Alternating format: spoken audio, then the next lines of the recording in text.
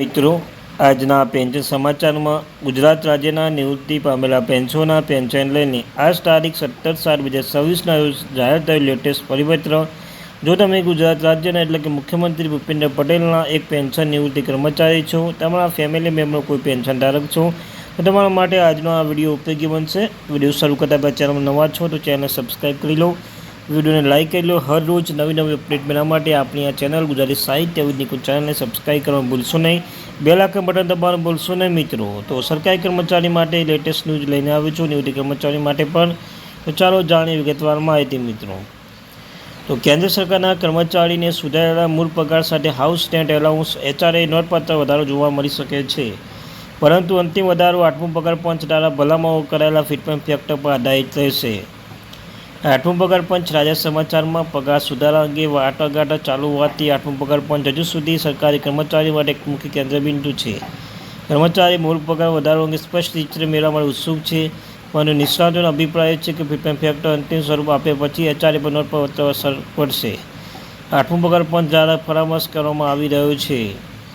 અભિપ્રાય એ છે કે ફિટમેન્ટ ફેક્ટર અંતિમ સ્વરૂપ આપ્યા પછી HRA પર નોંધપાત્ર અસર પડશે. 8મો પગાર પંચ દ્વારા પરામર્શ કરવામાં આવી રહ્યો છે અને પગાર માગો ભથ્થા અને કર્મચારીઓની માગણી અંગે વાટાઘાટો ચાલી રહી છે.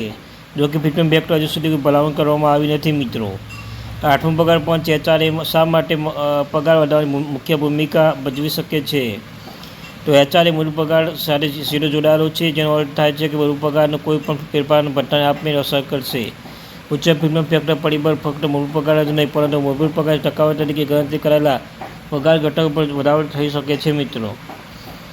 8મો પગાર પંચની HRA ગણતરી વિવિધ ફિટમેન્ટ ફેક્ટર પરિબળો પગારને કેવી રીતે અસર કરી શકે છે.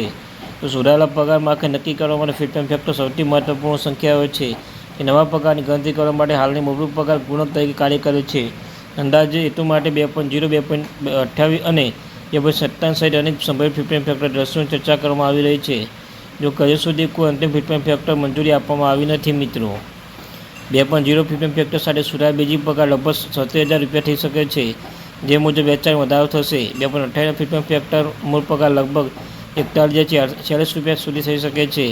જે 2.57 ફિટમેન્ટ ફેક્ટર સ્થિતિ સુધારેલ બીજી પગાર આશરે 46,260 રૂપિયા સુધી પહોંચી શકે છે.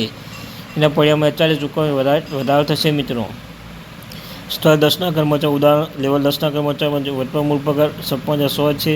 2.0 ફિટમેન્ટ ફેક્ટર બીજી પગાર લગભગ 1.12 લાખ રૂપિયા સુધી વધારી શકે છે. 2.58 ફિટમેન્ટ ફેક્ટર સુધારેલ પગાર વધારો કરશે. 2.57 ફિટમેન્ટ ફેક્ટર સ્થિતિ મૂળ પગાર રૂપિયા 1,44,000 લાખની નજીક ધકેલી શકે છે, જેનાથી HRA નોંધપાત્ર વધારો થઈ શકે છે. 8મો પગાર પંચ ફિટમેન્ટ ફેક્ટર કર્મચારીઓ પર નજર રાખે છે. પગાર પંચ દ્વારા પગાર સુધારા માટે ફિટમેન્ટ ફેક્ટર આધાર માનવામાં આવે છે. વધારો સંખ્યાના મૂળ પગાર વધારો થશે, જેનાથી ભથ્થા અને પેન્શન સંબંધિત લાભો વધારો થશે.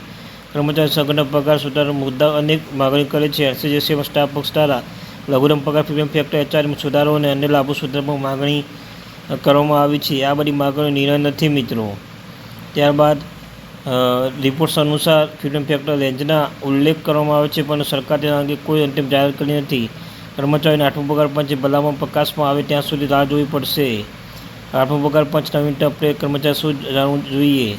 હાલમાં કેન્દ્ર સરકારના ફિટમેન્ટ ફેક્ટર અથવા સુધારેલ HRA દર અંગે કોઈ અંતિમ નિર્ણય જાહેર કરવામાં આવ્યો નથી. અપેક્ષિત પગાર વધારે કમિશન અંતિમ ભલામણો અને સરકારની મંજૂરી પર આધારિત છે. જ્યાં સુધી સત્તાવાર જાહેરાત ન થાય ત્યાં સુધી પગાર ગણતરી વિવિધ પરિસ્થિતિઓ આધારે અંદાજો થશે મિત્રો. તો આ અત્યારથી મહત્વપૂર્ણ update. Thank you very much watching a video. જય હિન્દ, જય ભારત. મળીશું એક નવા વિડીયો સાથે. ત્યાં સુધી આભાર.